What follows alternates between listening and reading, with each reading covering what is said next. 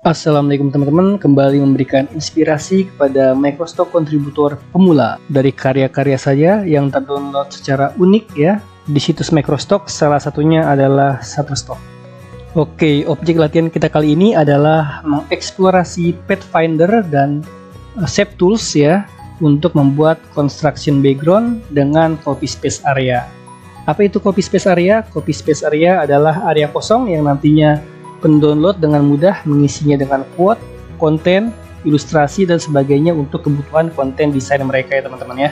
Nah, harapannya dengan adanya inspirasi ini nanti teman-teman bisa menggonta-ganti bagian framenya sesuai dengan kebutuhan konsep yang teman-teman punya ya teman-teman ya. Nah, di sini saya mengambil bahan latihan ini karena cukup unik ya. Gambar sesimpel ini bisa menghasilkan ratusan kali download dengan nominal yang teman-teman bisa lihat sendiri ya. Oke, langsung saja kita mulai latihan bareng kali ini. Berikut tutorialnya. Oke, reka ulang plus latihan bareng kita kali ini dibuka dengan membuka Adobe Illustrator. Teman-teman bisa create new.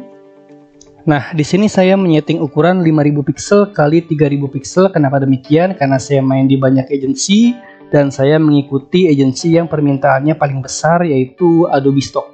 Mereka meminta 5000 kali 3000 pixel, berarti kalau saya membuat ukuran demikian, berarti bisa dikirim ke banyak Microstock agency. Tidak lupa cek juga advanced option-nya, pastikan color mode-nya RGB ya teman-teman, dan raster efeknya 300 ppi, preview mode default ya, lalu pilih create.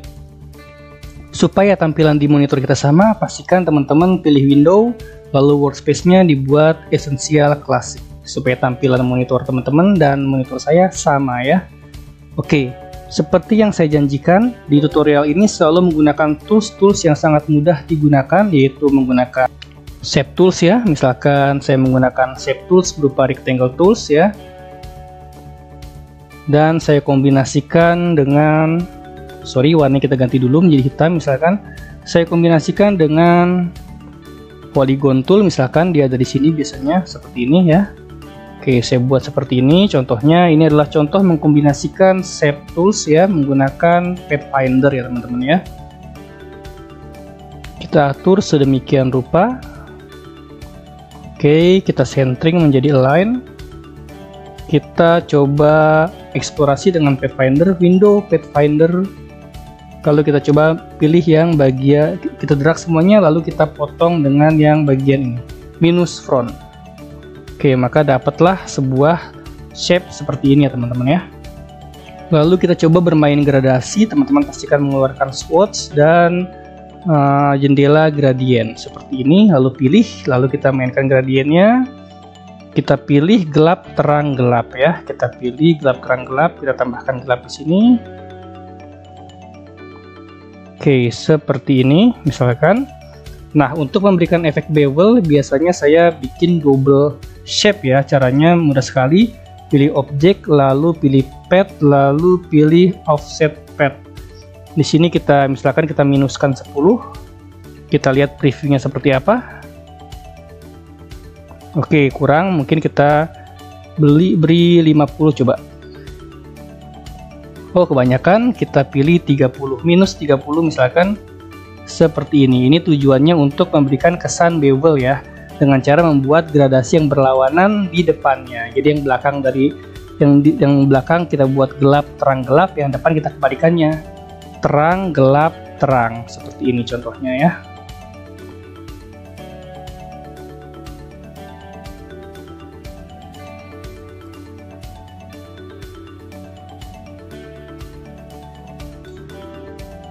Oke, ini adalah salah satu upaya untuk memberikan kesan bevel pada objek ya teman-teman ya. Jadi dua buah objek yang belakang dan depan gradasinya berlawanan. Oke, langsung aja kita atur posisinya, bisa dengan Direct Selection Tools ya, seperti ini. Oke, kita atur dan atur kemiringannya juga supaya lebih enak dilihat dan tidak terlihat kaku ya teman-teman. Seperti ini.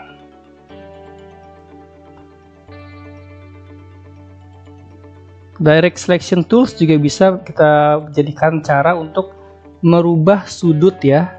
Jadi kalau Kalau yang item ini selection tools untuk semua objek ya. Kalau direct selection tools untuk perbagian objek seperti sudut-sudutnya. Seperti ini contohnya.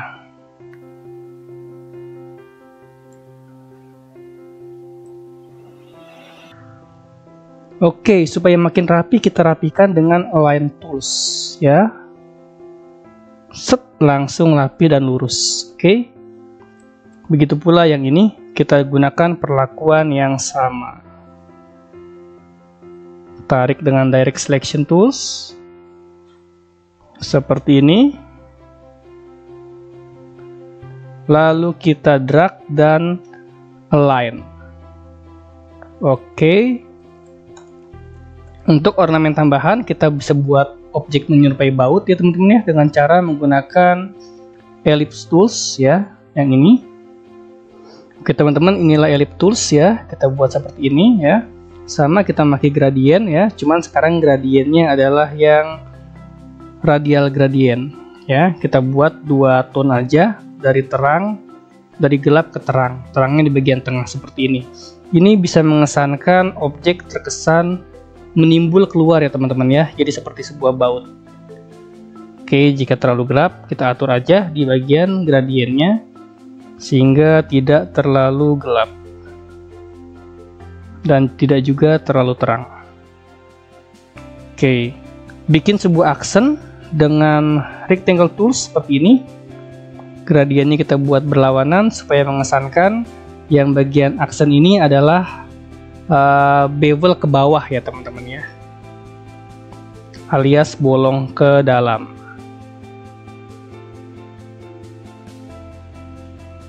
Teman-teman juga bisa mengaturnya dengan menekan gradient tools ini ya, atau shortcutnya G ya, sehingga teman-teman bisa menariknya sesuai dengan keinginan tepat di objeknya, seperti ini kira-kira. Oke, sampai dapat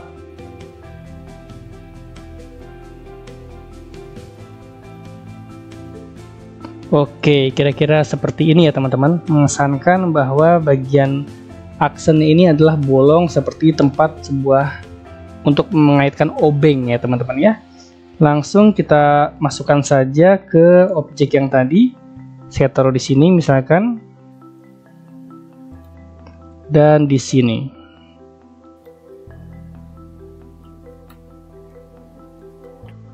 Teman-teman bisa ngatur gradasinya sehingga mendapatkan sesuai yang diharapkan.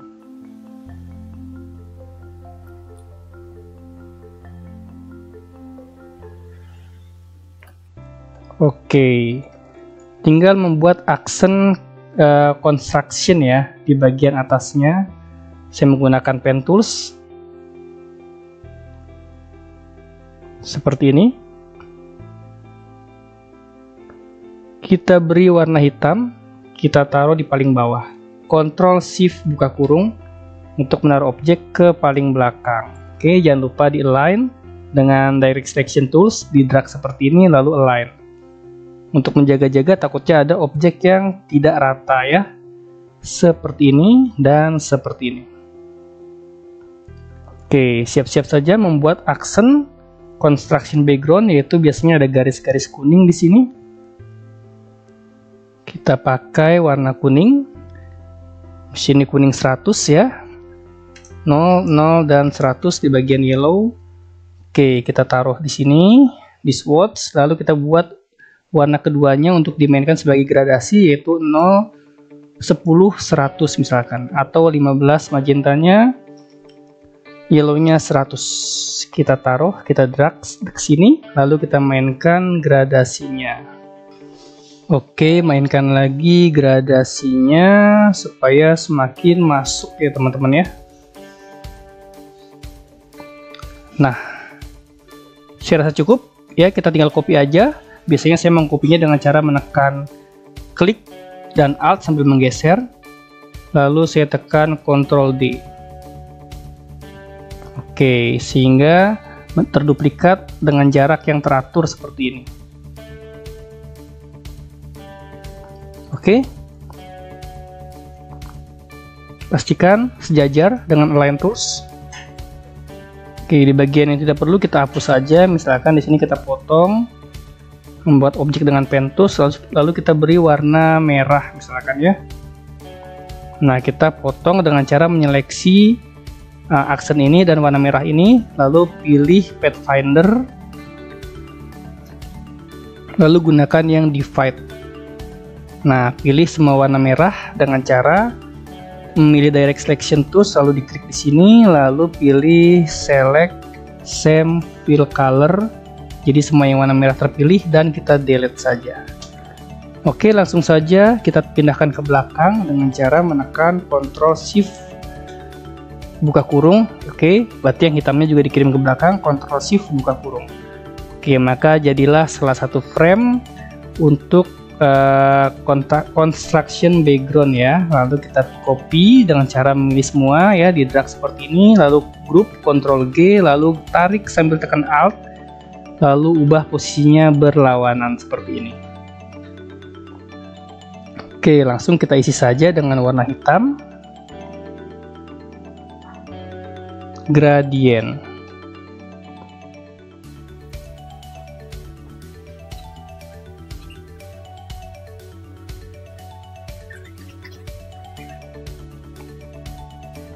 Terang gelapnya gradient bisa diatur sesuai selera teman-teman ya. Jika teman-teman rasa kurang gelap, kurang terang, bisa diterangkan. Oke, kira-kira seperti ini tampilannya. Teman-teman bisa langsung file save as, lalu di save sebagai EPS 8 atau EPS 10 ya, tergantung kebutuhannya. Saya rasa sekarang EPS 10 sudah diterima ya teman-teman ya. Namun jika ingin lebih aman biar diterima di banyak agensi, bisa dipakai EPS 8. Terserah teman-teman ya. Oke. Silakan dieksplorasi lagi ya gaya dengan copy space area ini ke dalam template-template yang sesuai dengan konsep yang ingin teman-teman aplikasikan. Bisa untuk tema anak-anak atau tema event tahunan. Oke, demikian dari saya. Selamat mencoba. Sampai jumpa di tutorial selanjutnya. Wassalamualaikum.